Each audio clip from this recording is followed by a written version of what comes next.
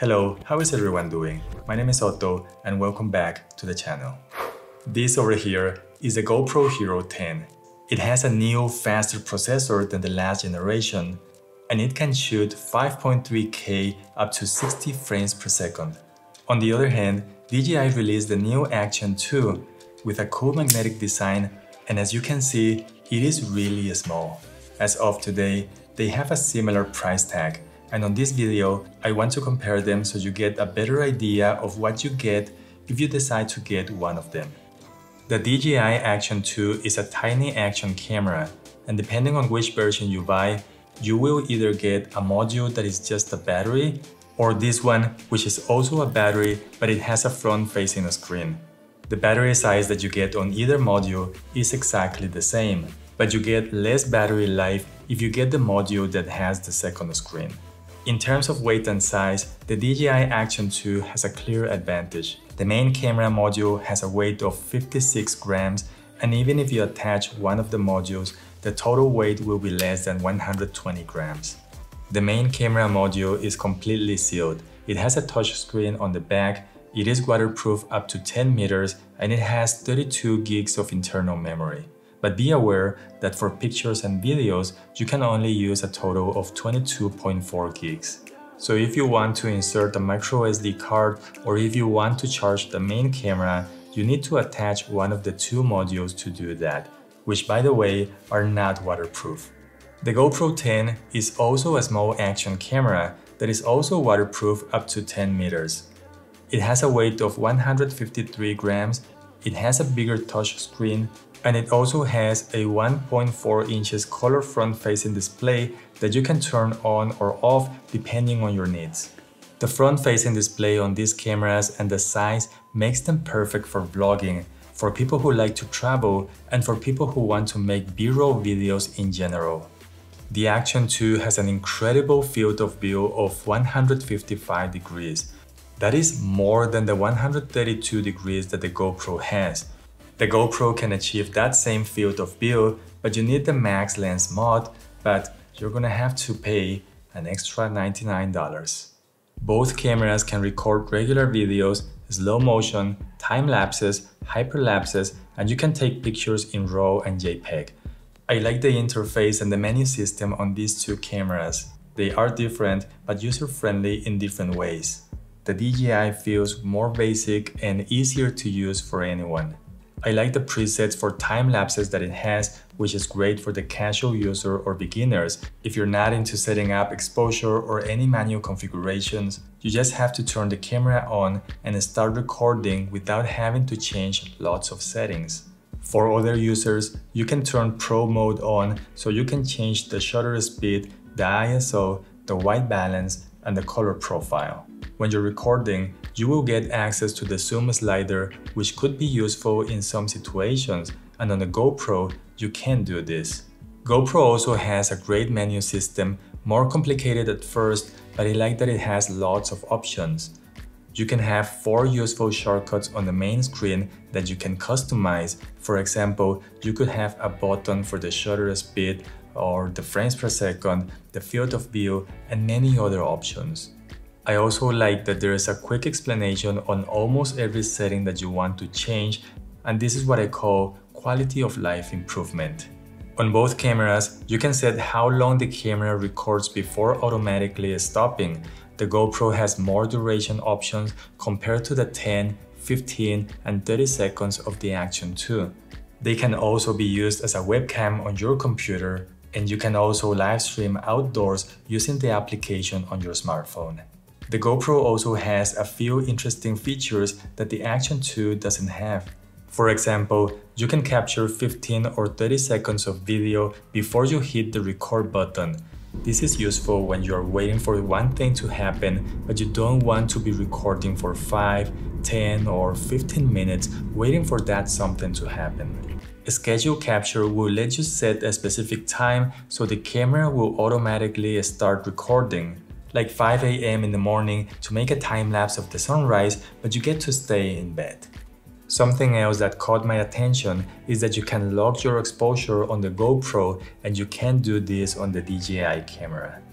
battery life on the GoPro is supposed to be 120 minutes. On the Action 2, you will get about 60 minutes on the main camera on lower resolutions. For the GoPro, you can buy spare batteries.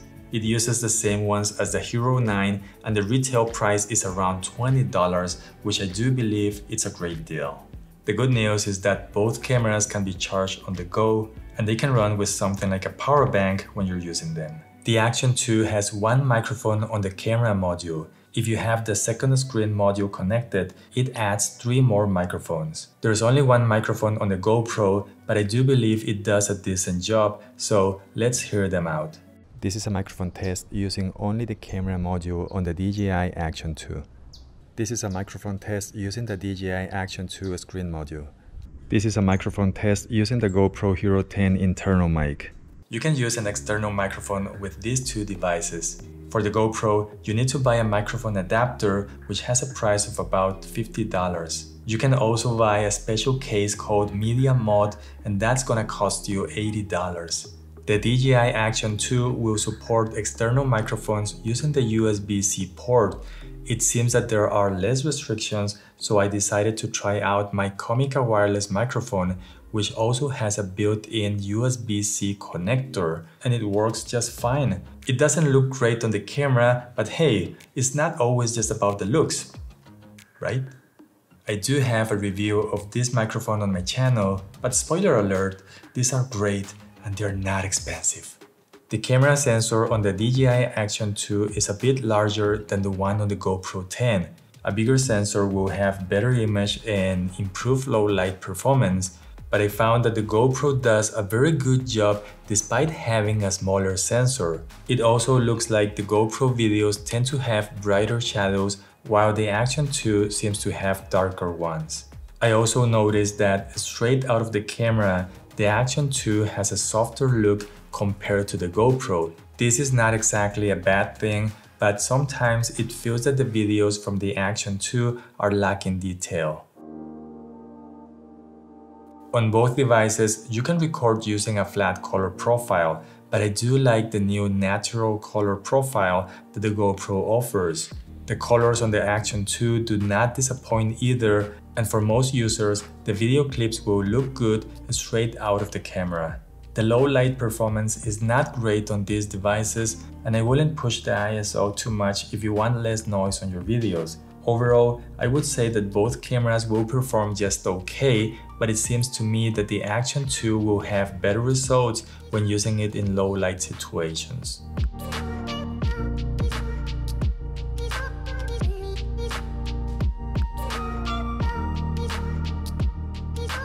The Action 2 can shoot at 4K up to 120 frames per second and 1080p up to 240 frames per second. It uses Rocksteady 2.0, which is the DJI Action 2's electronic stabilization, and in my opinion, it does a fantastic job. The new GoPro 10 can shoot at 5.3K up to 60 frames per second, 4K up to 120 frames per second, and 2.7K up to 240 frames per second. I was not blown away by the 5.3K as I could barely see a clear difference, but shooting at 4K at 60 or 120 frames per second looks amazing. The GoPro has what they call Hyper Smooth 4.0, which is an electronic stabilization. It can be set to off, which will look like this. Then you can set it to high, and with boost, you get the strongest stabilization at the expense of a tighter crop factor. Both cameras do have horizon leveling, which is going to try to keep your videos straight even if you're tilting the camera to the left or the right. This will almost make you feel like you're using the camera on a gimbal. On the GoPro, it only works on linear field of view, and on the Action 2, it will only work on the standard field of view. Another limitation on the Action 2 is that it will only work at 2.7K or 1080p and below 100 frames per second. The stabilization is great on these devices, but when you try to use it when there is not enough light and the shutter speed goes down, sometimes you're going to see some small vibration glitch effects.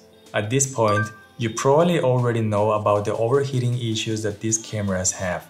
Unfortunately, the Action 2 overheats way faster than the GoPro, especially if you're only using the camera module. For both cameras, the overheating will happen especially when you're shooting at higher resolutions with higher frames per second. I haven't had any overheating issues when I use them outdoors in real life, even when I use them back to back. But the reason is probably because I use these cameras to shoot clips that range from 20 seconds up to 2 or 3 minutes maximum. The links to all the products are going to be on the description below, so you can check them out. Please don't leave without giving me a like, leave me a comment and subscribe. I hope you all have an amazing day and I hope to see you in the next video. Bye.